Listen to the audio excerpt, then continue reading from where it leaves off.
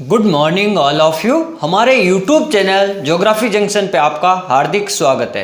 आज हम बात करेंगे कुछ विशेष टॉपिक है, यानी जो एक अति महत्वपूर्ण टॉपिक है। जैसे अपन बात करते हैं कि जो उद्योगों के किसी भी स्थान पर स्थापित होने के लिए जो मुख्य रूप से भूमिका होती है, कौन कौन से जो कारक होते हैं, जहाँ जिन कारकों के द्वारा उद्योग वहाँ पर स्थापित होते हैं, या अपन कह सकते हैं कि मुख्य रूप से कौन कौन से जो कारक हैं जो उद्योगों की स्थापना में महत्वपूर्ण भूमिका निभाते हैं, किन कारकों के द्वारा वहां पर उद्योग स्थापित किया जा सकता है, और या किसी भी राज्य में जहां उद्योग स्थापित है तो वहां पर क्या कारण रहे होंगे कि वहां पर उद्योग की स्थापना की गई है।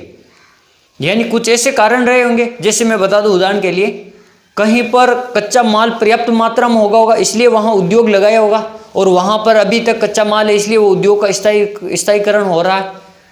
या अपन बात करेंगे जैसे कहीं पर भी गन्ने का उत्पादन अधिक हो रहा है तो वहां गन्ने के पास में जो चीनी मिल वगैरह, शुगर मिल वगैरह वहां पर है। क्यों? क्योंकि वहां पर जो माल है, जो पर्याप्त मात्रा में जो कच्चा माल है वो वहां पर मिल जाता है। या अपन कहते हैं कि जो कई ऐसे उद्योग है जो नदियों के किनारे पे, तटों पे, जैसे अपन बोलते हैं भारत का जो आधुनिक उद्योग है, जो लोहे इस्पात का, जो अपन कहते हैं जमशेदपुर में है, जमशेदजी टाटा के नाम से, वो स्वर्णखोई और खारखोई नदियों के किनारे है, क्योंकि वहाँ से उसको जल की आपूर्ति हो जाती है, और विद्युत बनाने के लिए भी जल चाहिए होगा, और उद्योगों में भी जल चाहिए होगा।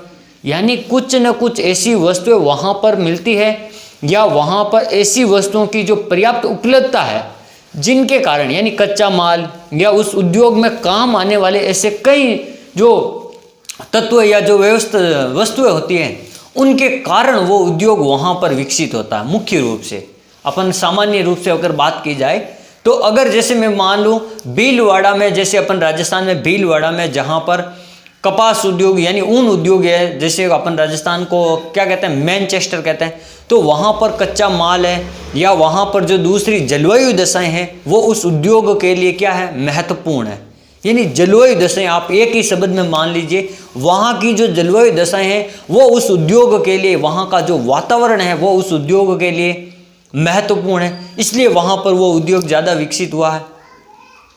तो इस प्रकार से अपन बात करते हैं उद्योगों के स्थायीकरण के कुछ प्रमुख कारणों की, कि उद्योगों का स्थायीकरण किन किन कारणों के द्वारा हुआ। सभी कारण जो मैं आपको बता रहा हूं, सभी उद्योगों के लिए लगभग 99% सेम है। जैसे सभी उद्योगों को विद्युत की आवश्यकता होती है, सभी उद्योगों को जल की आपूर्ति की आवश्यकता होती है, सभी उद्योगों को कच्चा माल की आवश्यकता होती है। एक कच्चा माल है वो सभी उद्योगों में अलग अलग हो सकता है। जैसे जूट उद्योग है तो जैसे अपन गन्ना उद्योग है तो वहाँ पर गन्ने की आवश्यकता होगी शुगर चीनी मिल में, और कपास उद्योग है तो वहाँ ऊन की आवश्यकता होगी। अगर सीमेंट उद्योग है तो वहाँ चूना पत्थर या रॉक फास्फेट उनकी आवश्यकता होगी, लाइमस्टोन वगैरह। तो ये कह सकते कच्चा माल अलग हो सकता है, बाकी जो उनकी जो मशीनें वगैरह है, मशीनों की सब में आवश्यकता होती है, नई टेक्नोलॉजी की सब में आवश्यकता होती है, विद्युत की आपूर्ति होनी चाहिए, कोयला होना चाहिए वहाँ पर पर्याप्त मात्रा में, परिवहन के साधन होने चाहिए वहाँ पर पर्याप्त मात्रा में, वहाँ श्रमिक होने चाहिए, कुशल श्रमिक होने चाहिए पर्याप्त मात्रा में, वहाँ उद्योगों के निकट व्यापक रूप से यानी बड़े बाजार होने चाहिए जहाँ उपभोग की आवश्यकता हो। तो ये जो सभी कारक के मुख्य रूप से सभी उद्योगों के लिए जो स्थायीकरण के कारक है, जो मैं आपको एक एक रूप से बताता हूं अलग अलग। जैसे आज अपन पढ़ने वाले उद्योग स्थायीकरण के कारक, यानी किन के कारण जो उद्योग का स्थायीकरण हुआ है, जहां कहीं भी हो रखा है वहां पर किसी भी क्षेत्र में।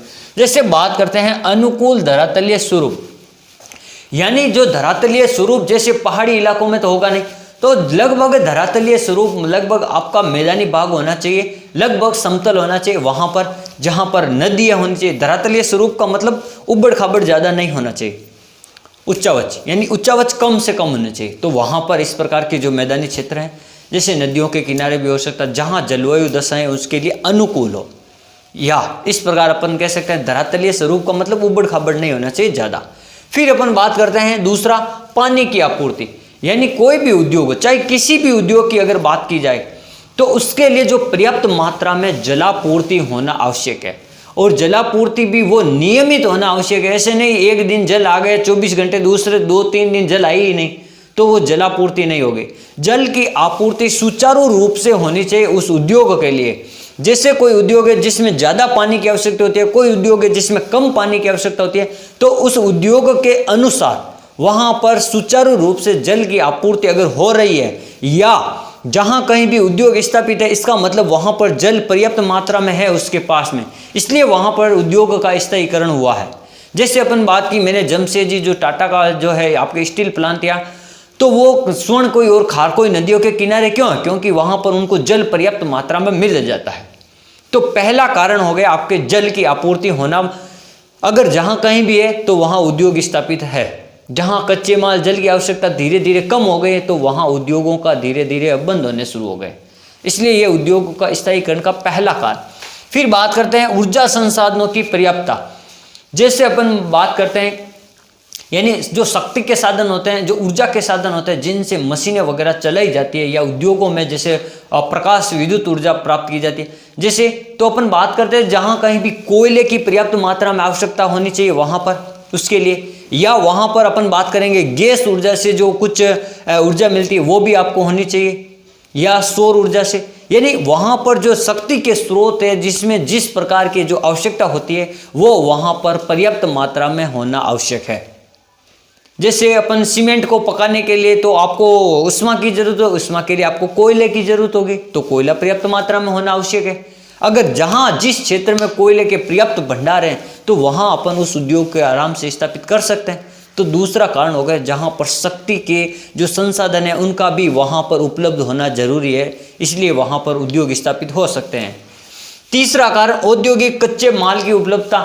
अब जो तीसरा कारण है जहाँ कहीं भी है वहाँ पर उद्योगों के लिए कच्चे माल की जो पर्याप्त रूप से उपलब्धता होनी जरूरी है। जैसे अपन मान लेते हैं जैसे गन्ना उद्योग है यानी जो चीनी उद्योग है उसके लिए गन्ने की आपूर्ति होना जरूरी है।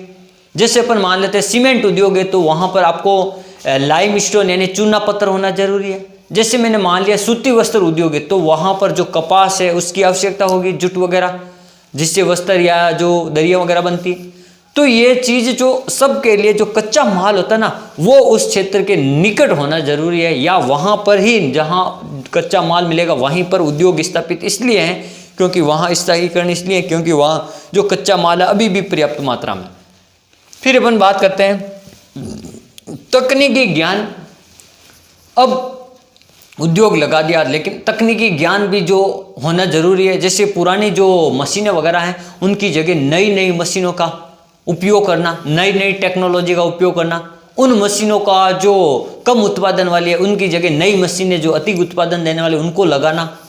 यानी जो तकनीकी का ज्ञान है उसका भी उपयोग होना जरूरी है। जैसे अपन बात करते हैं तकनीकी के रूप में, जैसे कहीं पर जो मशीनों की मरम्मत नहीं होती है कई सालों तक, जैसे जो चीनी मिलें हैं, जैसे शुगर मिलें हैं, या अपन बात करते हैं सीमेंट मिलें, तो वो धीरे धीरे कम उत्पादन देना शुरू कर देती हैं और वो जंग लगना शुरू हो जाता है और मशीनें खराब हो जाती हैं। इसलिए वहाँ तकनीकी के साथ जो मशीनी ज्ञान होता है, अगर मशीनों को जिस प्रकार की आवश्यकता होती है उनको वहाँ पर टाइम टू टाइम अपन कह सकते हैं लुब्रिकेंट वगैरह जो ग्रीस है, ऑयल है या अन्य जो कल पुर्जे उनके चेंज होने बहुत आवश्यक है ताकि मशीनों का उत्पादन अधिक से अधिक रहे, तो वो होना बहुत ज़रूरी है। फिर अपन कहेंगे पर्याप्त पूंजी। अगर कोई भी उद्योग लगाना है तो अगर स्थायीकरण रखना है तो उसके ऊपर आपको पैसे खर्च करने पड़ेंगे बड़ी मात्रा में, तो वो आपको पर्याप्त पूंजी भी निर्भर करता है। जैसे बात करते हैं प्रशिक्षित यानी जो कुशल श्रमिक होते हैं वो भी पर्याप्त मात्रा में वहाँ आवश्यक होने चाहिए। जहाँ पर उद्योग है तो वह उद्योग वहाँ पर सफल हो पाएगा, उसका स्थायीकरण हो पाएगा। जहाँ वह श्रमिक नहीं होंगे, दूर से लाने श्रमिकों की आवश्यकता होगी तो वहाँ पर उसके लिए अधिक खर्च व्यय करना पड़ेगा। इसलिए वो उद्योग स्थायीकरण कब होगा? जब वहाँ पर कुशल श्रमिकों की पर्याप्त मात्रा में उपलब्धता होगी। फिर अपन बात करते हैं पर्याप्त विद्युत की आपूर्ति। जैसे अपन बात करते हैं एल्यूमिनियम उद्योग, वहाँ पर अधिक विद्युत की आवश्यकता होती है। सबसे ज़्यादा जो विद्युत खर्च होती है एल्यूमिनियम उद्योग में होती है। तो इसलिए आपको पता होना चाहिए जिस उद्योग को जिस प्रकार की जो आवश्यकता होती है, चाहे गैस संयंत्र से आपको उसको ऊर्जा की प्राप्ति हो, विद्युत की प्राप्ति हो, चाहे कोयला से तापीय विद्युत संयंत्र से ऊर्जा की प्राप्ति हो, चाहे जल के स्रोतों से विद्युत की प्राप्ति हो, पर्याप्त मात्रा में किसी भी उद्योग को आपकी क्या होनी चाहिए, विद्युत की आपूर्ति समय समय पर होनी चाहिए। फिर अपन बात करते हैं एक व्यापक बाजार। जैसे उद्योग है तो उनके लिए पास में कोई व्यापक बाजार भी होना चाहिए, ताकि उनकी जो उपभोग करने की क्षमता है या उत्पादन करने की क्षमता, उस पर डिपेंड करता है वो उद्योग वहाँ कितने समय तक रहेगा, चलेगा। उद्योग में सामान बना रहे हैं लेकिन उसका उपभोग कोई नहीं कर रहा, उसको तो वो उद्योग घाटे में जाएगा, तो उद्योग बंद हो जाएगा, तो वो स्थायीकरण नहीं रहेगा। अगर लंबे समय तक उसको स्थायीकरण रखने के लिए उसको क्या करना पड़ेगा, वहाँ कोई बड़े मार्केट के पास में स्थापित करना पड़ेगा, ताकि वहाँ वस्तु जो बनेगी उसका उपभोग हो सके और वापस खपत के लिए, उसको मांग के लिए उद्योगों के पास में जो ऑर्डर वगैरह हो। तो इसलिए जिस वस्तु की जो उत्पादन कर रहे हैं वो उसका उपभोग भी होना जरूरी है, इसलिए भी उद्योग का स्थायीकरण होता है। फिर अपन बात करते हैं परिवहन के साधन। जैसे अपन बात करते हैं जहाँ कच्चा माल नहीं होता तो वहाँ परिवहन के माध्यम से कच्चे माल को दूर स्थानों से लाते हैं, तो वो उद्योग का स्थायीकरण का प्रमुख कारण नहीं है। अगर जहाँ पर कच्चे माल की पर्याप्तता है उसी क्षेत्र में अगर उद्योग स्थापित है तो वो आपका एक स्थायीकरण है, या उद्योग लंबे समय तक चलेगा। तो कच्चे क्षेत्रों में होना जरूरी है। अगर कहीं थोड़ा बहुत दूर है तो उसको परिवहन के साधन पर्याप्त मात्रा में होने जरूरी है, ताकि उद्योग की सप्लाई हो, जो आपूर्ति हो, वो जल्दी से बनी रहे। जिस प्रकार की जो व्यवस्था हो उस प्रकार से उसकी जो आपूर्ति है वो हमेशा सक्रिय रूप से लगातार निरंतर होती रहे। तो परिवहन के साधन की भूमिका भी महत्वपूर्ण होती है स्थायीकरण में। फिर बात करते हैं सरकारी नीतियाँ। जो सरकार द्वारा बनाई जाने वाली जो नीतियाँ हैं वो भी एक उद्योग को प्रभावित करती है, कि जो सरकारी नीतियाँ होती है वो अगर अच्छी है, उद्योग के लिए लाभदायक है, तो वो उद्योग उनसे सरकारी नीतियों के द्वारा या बैंकों द्वारा या अपन कह सकते हैं किसी भी द्वारा वो पैसे उधार लेकर अपने उद्योग को चला सकता है। या उद्योग में अधिक पैसे की जरूरत होती है तो वो वहाँ से सरकारी नीतियों के माध्यम से लोन वगैरह ले सकता है, या उनको जो सब्सिडी वगैरह मिलनी चाहिए, ताकि वो उद्योग आसानी से अपनी जो पहुँच बना सके सभी नागरिकों तक। तो ये होता है जो उद्योग को मुख्य रूप से अपन सभी उद्योगों के लिए मैंने एक जो कॉन्सेप्ट सबके लिए है, उनके लिए मैंने एक ही वीडियो में मैंने कहा सबके लिए बनाते हैं, ताकि सबके लिए ये जो कारक है मुख्य रूप से काम आए।